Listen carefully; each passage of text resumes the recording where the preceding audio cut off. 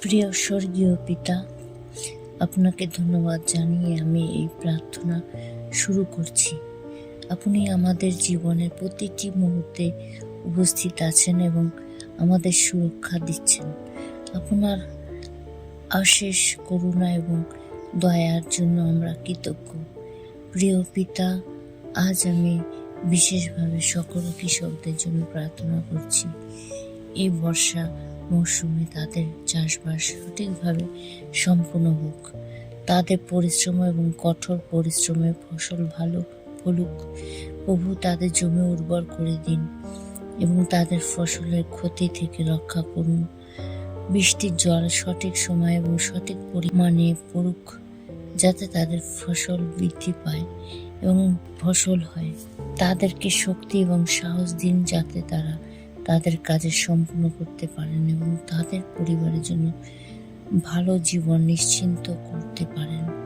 প্রিয় প্রভু, আমি সকল শিক্ষার্থী এবং শিক্ষকের জন্য প্রার্থনা করছি। শিক্ষার্থীদের জ্ঞান, বুদ্ধি এবং অধ্যবসায় দিন, যাতে তারা তাদের শিক্ষা জীবনে সফল হতে পারেন। তাদেরকে সব ধরনের বিপদ এবং প্রলোভন থেকে রক্ষা করুন। তাদের মন এবং হৃদয় উন্মুক্ত করুন, যাতে তারা আপনার ইচ্ছা অনুসারে জীবনে চলতে পারেন।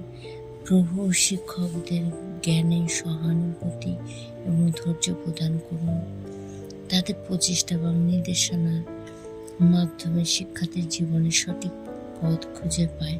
প্রিয় প্রভু, আমি তাদের জন্য প্রার্থনা করছি যারা আপনাকে অনুসরণ করতে চান কিন্তু পারিবারিক বা সামাজিক পরিস্থিতির কারণে পুরোপুরি নিবেদিত হতে পারছেন না। তাদেরকে শক্তি এবং সাহস দিতে, যাতে তারা সকল বাধা অতিক্রম করতে পারেন। তাদের পরিবার এবং সমাজের মধ্যে শান্তি এবং বোঝাপড়া বৃদ্ধি করুন। প্রভু, তাদের হৃদয়ে আপনার প্রেম এবং বিশ্বাস স্থাপন করুন, যাতে তারা আপনার পথে দৃঢ়ভাবে থাকতে পারেন। এসব প্রার্থনার জন্য আমি যীশু খ্রিস্টের নামের মাধ্যমে আপনাকে ধন্যবাদ জানাই। আমেন।